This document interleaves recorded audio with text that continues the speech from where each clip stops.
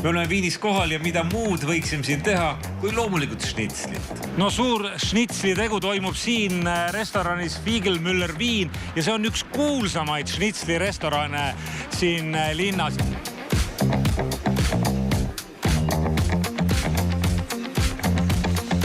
Šnitslimeistrid on minu siin vastas Lenna ja Piret. Neile kohe õpetatakse tegemist ja siis nad hakkavad omavahel võistlema, aga nad seda veel ei tea. Milles? Šnitsli tegemises või? Okei. Ma arvan, et Piret muidugi võidab, sest Piret on nii suur šnitsli lemm. Me oleme 3 päeva siin või 4 päeva olnud, iga päev Piret on šnitslit söönud. Ma olen suur lemm, aga samas võib Lenna võita, sest tal on ikkagi oma restoran. Ja me kodus teeme kogu aeg šnitslit. Mina ei ole jälle kunagi šnitslit teinud. Õnn, aga igatahes me proovime hakata siis tegema, et kumma šnitsel siis ikkagi paremini välja tuleb ja teil on nagu näete, aga see ei ole niisama, see on ikkagi telepinge, see on nagu peaaegu otse-eetris hakkate tegema šnitslit. Umbes niimoodi, jah? Okei, nüüd tuli närv sisse. Mul tuli väga suur närv. Väga siis te peate hästi tähelepanelikult jälgima, siis teile õpetatakse täpselt, kuidas siis šnitsel käib ja siis me vaatame, kui hästi välja tuli. Figelmülleris on šnitslit tehtud 1905. aastast ja sealne peakokk rõhutab, et vasikaliast tuleb lõigata sentimeetri paksused 90-grammised lõigud, need õhukeseks kloppida, paneerida jahus, munas ja riivsaias ning rohkes rasvas praadida. Oluline on, et paneering mullitaks ja ei kleepuks liha külge. Ma saan aru, et igatahes esimene šokk on juba töötarastel käes, et teil tuleb teha ikka ehtsast vasikalihast seda kõike, jah? Sa oled väga imestunud, jah? Ma ei ole imestunud, aga minu arust väga tore, sest ma olen siin jäänud kana šnitslit söönud. Nüüd te jälgida, kuidas sa paned õli, kas sa oled üleni oli see või praed panni peal, kas sa teed? Ma panni peal aga ma panen nagu veits vähem õli, ma praegu vaatan, et siin ikkagi nagu natuke... Ta uputab ära vist. Ta ikka uputab vist, jah, ja nagu vaata palju ta paneb veel võid. Pisut võikest ka, jah?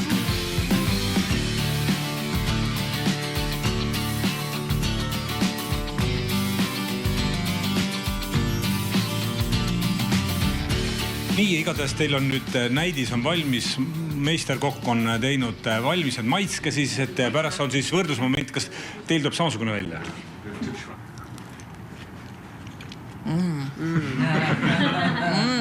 Ja nüüd nad tulevad siia kahekesi lahket lõikelava juurde, üks võtab ühe tüki vist ja teine teise, eks ju? Lähme julgelt peale. Ta tegi ka nii laiad ju.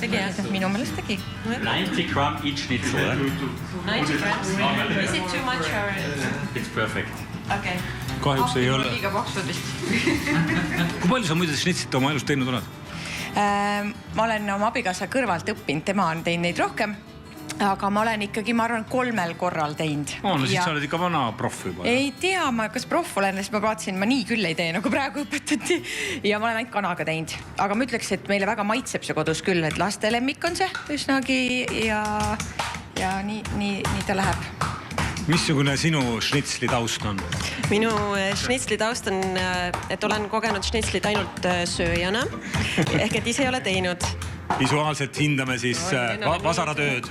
Minul on nii õblukesed šnitsli tükikesed siin Lenna kõrval. Aga no, eks näis. No igatahes vasaratööle ma ei saa kummagi eelistada. Mõlemal on võrdselt hea vasaratöö. 1-1 on seis praegu. Yes.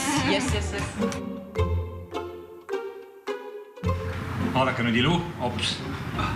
Jälgige. Stiilipunktid. Siis siia. Siin ta minust hästi kaua nagu leotas seda. Suht kaua. Nüüd pidi nii tegema, on ju, nagu mingid mängu seal, jah, liivakastis oleks. Kuidas sa konkurenti nüüd kirjeldad? Kuidas tal nüüd välja tuleb? Hirmu äratavalt hästi ju.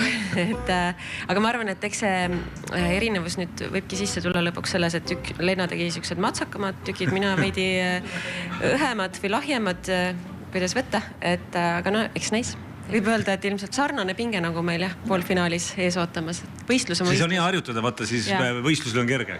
Ei, ma loodan ka, jah. Ütles perfekt, kuulsid. Ma ei tahtnud seda kuulda. What did you say? Perfect. Nii, ja nüüd siis hops. Issand, juba on midagi valesti siin. No nii, aga siin käib tihe võistlus siis nagu 2 staadionil kollaga ja Lennal läheb siis lemmikhetk, kui rasva pritsima hakkab. Jah, see ei ole mu lemmik, see. Ma loodan, et me saame nii, et ei pritsi midagi ei Piretile ega kellelegi teisele. Ja samal ajal Piret on jõudnud viimasesse kaussi. Tundub, et praegu sujub, olen veel konkurentsis. Jõuad sa jälgida, aga mida siis Lenna kõrvalt teeb, et kuidas tal läheb? Kogu aeg jälgin ja loodan, et äkki ta vääratab, aga... Siin võib kerget vääratada, vaada minu mõttes, kas liiga pruuniks ei hakka minema see kõik juba. Hakkab, eks ju? Jumal tänatud. Väga terav hetk meie praeguses võistluses. Vaadake, mis nüüd juhtub.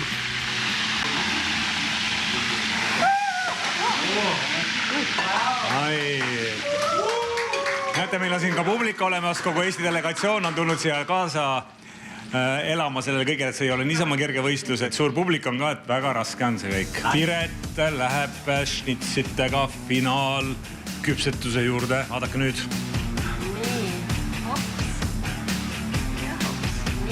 Mis on lemmiktoit, mida sulle meeldib valmistada? Mitte süüa, vaid mida sulle meeldib tõesti teha? Teed ikkagi vana hea hakklihakaste. Mulle meeldib seda teha, sest tegelikult seda on ju tore teha ja seda kõik ka söövad. Ja see on hea maitse ka, eks? See on hea maitsega. Mulle ka maitse, teistel ei tohi öelda, aga see on hea päris, eks ju? On küll, jah.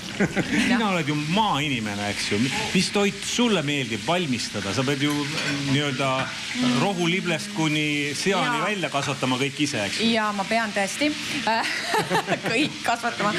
Aga mulle meeldib tegelikult teha salateid, ma arvan, ja mulle meeldib pastat teha lastele, see on niisugune kõik erinevad variandid, nii et ikkagi suppi ka, mulle meeldib tegelikult kõike teha, mulle meeldib süüa teha kodus. Vaata, tule nüüd, Lenna, tule lähemale, kas see ei läinud tal mitte liiga pruuniks või? No jah, tal läks isegi pruunimaks kui mul, ise üritas heledamaid, aga pole hullu. Kuidas sa kommenteerid nüüd seda? Lõpetus on hea. Tööprotsessid olid 1-1 oli seis, eks ju? Nüüd tuleb visuaalne hindamine. Kumb siis ilus on välja näha? I think both looks perfect.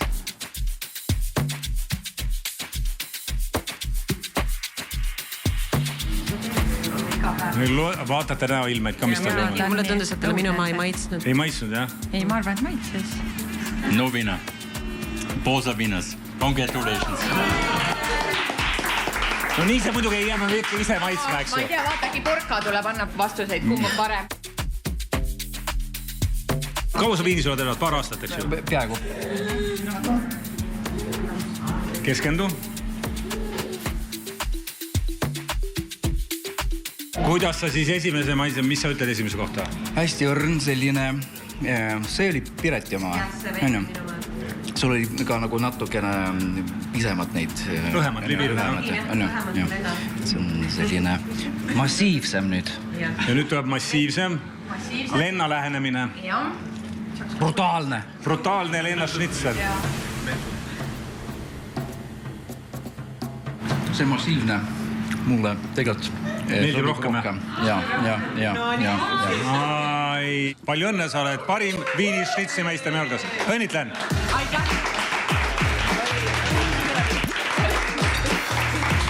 Ja ülivõimas teine hõbedane koht on Piret. Palju õnne! Ja ühtlasi on see ka kõige parem šnitsel üldse, mis sa kunagi elus teinud oled. Siin pole küsimustki, jah.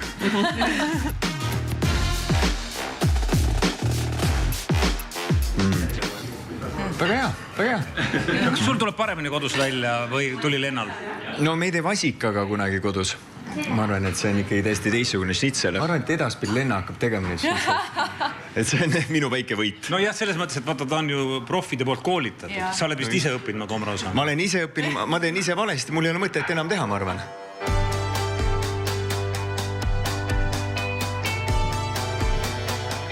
Šnitslidega on tehtud ja šnitsel on söödud, see kõik on väga maitsev, seda on palju kirjeldanud, aga kuidas siin laval oli, teil on tegelikult lavaproovid esimesed tehtud, kuidas läks? Esimene proov, ma ütleks, et oli isegi üllatavalt nagu hästi, et me olime valmis, et võib-olla see esimene saab olema kõige kaootilisem, aga tegelikult see esimene oli juba väga heas kohas, nii et olid nagu pisikesed detailid, millega me nagu teise proovi läksime ja nüüd me oleme täna endiselt seal, et mõned pisikesed detailid on veel ellu viimata, nii et natuke kaamerapildiga veel nokitseme ja ka heliga. Ei saa sellest midagi aru, seal on 19 kaamerat, vaata ei saa mitte midagi aru, kas kaamera on õige koha peal teie juures või ei, no sellest asjast vaataja peab aru saama, seal on üks efektne koht, mis tõesti nagu, kui me kõik 3 korraga oleks õigel ajal seal pildis näha, siis oleks väga efektne. Sel korral me oleme ühe nagu sellise gigantse ekraani peal. Kõik pealaest jala tallani on igal pool ekraan. No aga selle suure ekraani peal olemine on ka see, et suur ekraan võib teid ka alla neelatada. Ei ta neela midagi. Ta ei neela, ta ikka töötab koos meiega väga hästi. Ma ütleks, et jah, Mattias Tammik, kes on loonud meile selle visuaali, on väga head tööd teinud, nii et kiitus Mattiasele.